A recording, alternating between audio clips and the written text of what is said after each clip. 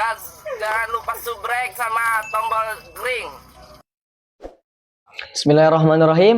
Assalamualaikum warahmatullahi wabarakatuh. Perkenalkan, saya Khalid dari channel Ngaji Bareng Khalid. Di channel ini insya Allah kita akan belajar ngaji kitab kuning bersama dari dasar. Pada video kali ini saya akan praktek membaca kitab Fathul Qorib kosongan. Kitab Fathul Qorib adalah syarah dari matan takrib yang mana dikarang oleh Syekh Abu Syuja, dan kitab Fathul Qorib dikarang oleh Syekh Ibnu Qasim Al-Ghazi. Baik, mohon disimak dan koreksinya apabila terdapat kesalahan. Langsung saja kita mulai.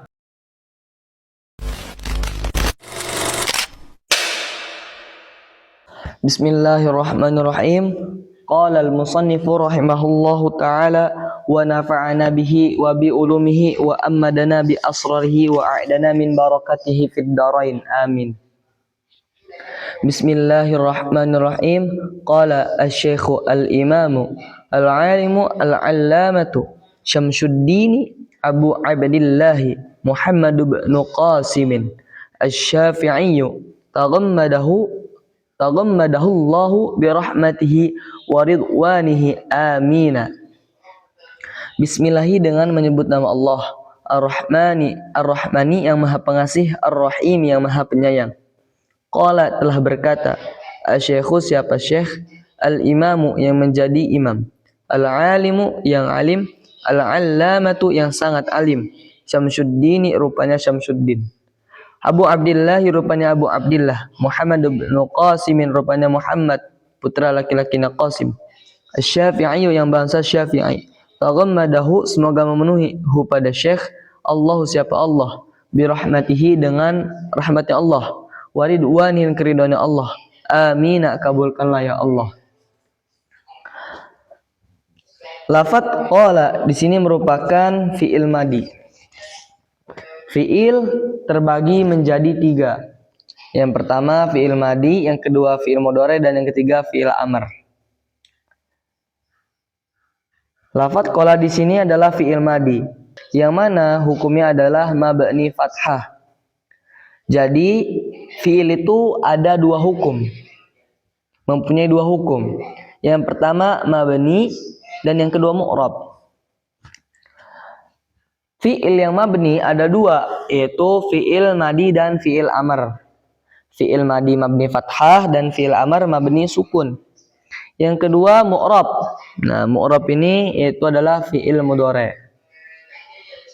Lafadz qala di sini tidak memiliki mahli i'rab. Kenapa? Karena posisinya di awal jumlah.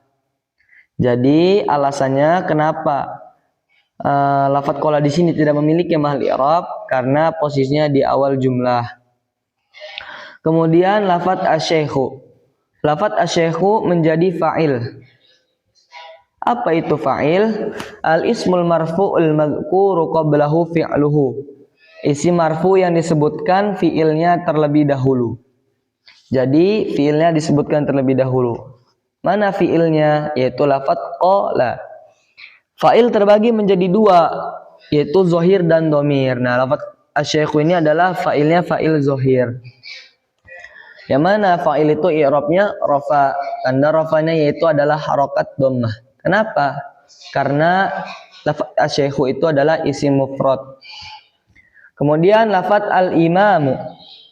Lafadz al-imamu menjadi sifat atau na'at, yang mana sifat itu mengikuti mausufnya dan na'at itu mengikuti man'utnya. Sifat atau na'at terbagi menjadi 2, yaitu adalah sifat hakiki atau na'at hakiki dan sifat sababi atau na'at sababi. Nah, sifat itu mengikuti mausufnya dalam 4 dari 10. Yang pertama rafa', nasab, dan khafat. Yang kedua muzakkar muannas, yang ketiga mufrad tasniyah jama', dan yang keempat ma'rifat dan nakirah. Jadi lafadz al-imamu itu mengikuti mausufnya, itu adalah lafadz asy-syaikhu. Lafadz asy-syaikhu i'rabnya rafa, maka al-imamu juga rafa. Lafat asyekhu muzakkar maka al-imamu juga muzakkar. Lafat asyekhu mufrad maka lafat al-imamu juga mufrad. Lafat asyekhu ma'rifat maka lafat al-imamu juga ma'rifat. Kemudian lafat al-alimu. Lafat al-alimu bisa menjadi ataf bayan dan bisa juga menjadi sifat kedua dari lafat asyekhu. Ataf bayan itu apa sih? Jadi ataf bayan itu dia ataf tapi tidak melalui perantara huruf ataf. Nah, kalau ataf yang menggunakan perantara huruf ataf, nah itu namanya atafnya ataf nasaq. Nah, kalau misalkan lafaz al-alimu ini jadi ataf bayan, maka di sini ma'tufnya kepada lafaz al-imamu. Yang mana ataf itu mengikuti ma'tuf alaih, ma'tufnya. Jadi ataf itu mengikuti ma'tufnya. Apabila ma'tufnya rafa, atafnya juga harus rafa. Kemudian kalau jadi sifat kedua dari lafaz asyekhu, maka di sini sifat itu harus ikut kepada mausufnya. Nah, kalau lafaz asyekhu itu adalah mausufnya dan lafaz al-alim itu adalah sifatnya. Apabila mausufnya rafa, maka sifatnya juga harus rafa. Apabila lafaz asyekhu rafa, maka lafaz al-alimu harus rafa. Kemudian lafaz al-allamatu. Nah, lafaz al-allamatu ini bisa menjadi ataf bayan juga atau menjadi sifat yang ketiga dari lafaz asyekhu. Nah, lafaz al-allamatu ini merupakan sigot mubalaghah dengan wazan fa'alun. Apa sih sigot mubalaghah itu? Sigot mubalaghah itu adalah merupakan isim mustaq, isim yang bisa ditasrif, yang terbentuk dari fi'il sulasi maupun rubai, yang mana menyimpan makna banyak atau sangat. Nah, makanya lafaz al-allamatu itu adalah artinya sangat alim. Jadi ada sangatnya maknanya.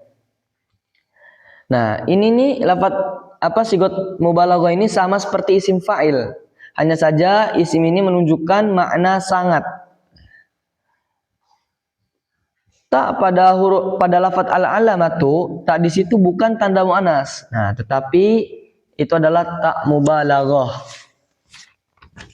Kemudian lafaz syamsuddin. Nah, lafaz syamsuddin ini bisa juga menjadi ataf bayan atau menjadi sifat yang keempat dari lafaz asyekhu. Lafaz syamsuddin itu berbentuk tarkib idofi atau idofat, yang mana terdiri dari dua lafaz, yaitu yang pertama mudhof, yang kedua mudhof ilaih. Apa idofat itu? Imtizajuz maini ala wajhin yufidu ta'rifan atau takhsisan, menggabungkan dua isim dengan cara memberi faidah kemakrifatan atau kekhususan, atau disebut juga dengan kata majmuk. Jadi lafaz syamsuddin itu yang menjadi sifatnya adalah lafaz syamsunya, yaitu dia i'rabnya rafa karena mengikuti mausufnya, yaitu adalah lafaz asyekhu. Lafaz ad-dini itu menjadi mudhofun ilaih, yang mana mudhofun ilaih itu adalah i'rabnya jar. Kemudian lafaz Abu Abdillah. Lafaz Abu Abdillah ini menjadi badal dari lafaz asyekhu. Nah, badalnya adalah badal mutabiq atau badal kul min kul. Badal yang mengganti mubdal minhu secara keseluruhan. Nah, ini juga berbentuk tarkib idofat, namun terdiri dari 3 kalimat, yaitu adalah kalimat abun, abdun, dan Allah. Jadi bacanya adalah Abu Abdillah. Abu mudhof, abdi mudhof ilaih pertama, dan Allahi mudhof ilaih kedua. Kemudian lafaz Muhammadun. Nah, lafaz Muhammadun ini menjadi badal dari lafaz asyekhu. bukan badal dari yang mana badal itu mengikuti mubdal minhunya. Apabila mubdal minhunya rofa, badalnya juga rofa. Nah, di sini yang menjadi badal adalah Muhammadun. Mubdal minhunya adalah lafadz asy-syaikhu. Mubdal minhu itu adalah yang diganti. Kenapa lafadz Muhammadun itu tidak ada alif lam, sedangkan mubdal minhunya ada alif lam? Kok bisa? Bisa karena lafadz Muhammadun itu sudah ma'rifat. Jadi kalau lafadz asy-syaikhu itu ma'rifatnya dengan alif lam, kalau Muhammadun itu isim alam ma'rifatnya. Jadi nama orang atau isim alam itu hukumnya ma'rifat. Kemudian lafadz Ibnu Qasimin. Nah, lafadz Ibnu Qasimin itu menjadi badal dari Muhammadun. Nah, bukan menjadi badal dari lafadz asy-syaikhu. Kenapa di situ hamzah wasalnya itu dihilangkan atau dibuang ketika digabungkan dengan lafadz Muhammadun? Jadi harus dibuang. Jadi maksudnya lafadz Ibnu Qasimin itu hamzah wasalnya itu dihilangkan karena digabungkan dengan lafadz Muhammadun. Kemudian lafadz asy-syafi'iyyu. Lafadz asy-syafi'iyyu merupakan sifat dari lafadz Muhammadun. Kenapa lafadz asy-syafi'iyyu diberi ya? Jadi kalimat isim yang tidak bisa menjadi sifat itu ketika ingin dijadikan sifat itu diberi ya. Nah, ya-nya itu adalah ya nisbah. Dan menyesuaikan juga, jika yang disifatinya muzakkar cukup diberi ya saja. Cukup diberi ya nisbat saja. Tetapi jika yang disifatinya muannas, nah itu ditambahi ta. Contohnya lafadz al-ma'hadu al-islamiyyu. Nah, lafadz al-ma'hadu itu kan muzakkar. Jadi al-islamiyunya itu hanya perlu ya saja. Berbeda dengan lafadz al-madrasatu al-islamiyatu. Nah, lafadz al-madrasatu itu kan muannas. Jadi sifatnya lafadz al-islamiyatu itu ditambahi ta. Kemudian lafadz taghammadahullahu birahmatihi wa ridwanihi amin. Nah, lafadz tersebut merupakan jumlah mu'taridah. Apa jumlah mu'taridah itu?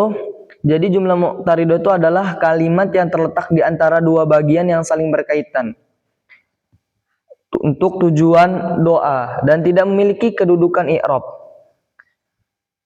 Nah, sekarang kita bahas jumlah mu'taridahnya. Taghammada itu adalah kalimat fi'il madi, yang mana sudah dijelaskan tadi sebelumnya adalah fi'il madi itu hukumnya mabni fathah. Kemudian hu itu menjadi maf'ul bih muqaddam. Nah, jadi maf'ul bih yang didahulukan. Itu adalah isim domir. Jadi hu itu mabni domah, mahal nasab dia jadi maf'ul bih. Kemudian lafadz Allahu. Lafadz Allahu menjadi fa'il muakhar, fa'il yang diakhirkan. Yang mana fa'il itu adalah i'rabnya rafa. Alamat rafanya atau tanda rafanya itu adalah dhammah zahir. Kenapa dhammah? Karena lafadz Allahu adalah mufrad. Kemudian lafadz birahmatihi. Nah, itu adalah jar dan majrur. Menjadi jar dan majrur. Huruf jarnya adalah ba, yang mana ba-nya lafadz birahmatihi itu mempunyai faidah ta'diyah.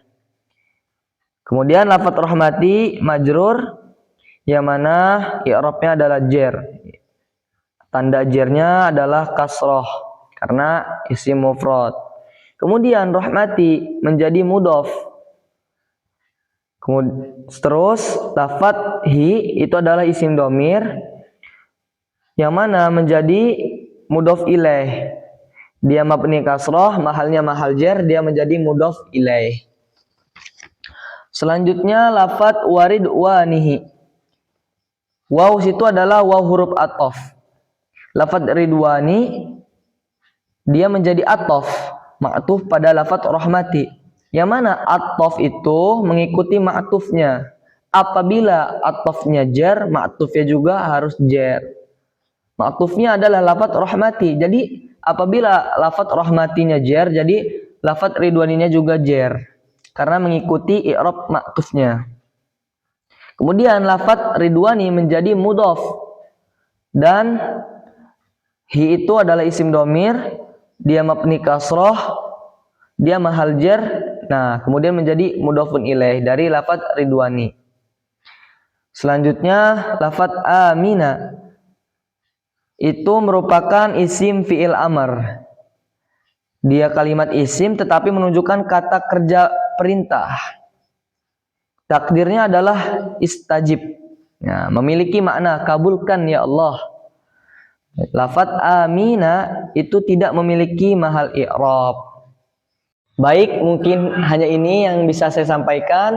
Mohon maaf apabila ada kesalahan baik dari segi i'rab, makna, tarkib dan lain-lainnya. Saya ucapkan terima kasih kepada teman-teman yang telah nonton video ini. Mudah-mudahan video ini dapat bermanfaat. Saya akhiri, wassalamualaikum warahmatullahi wabarakatuh.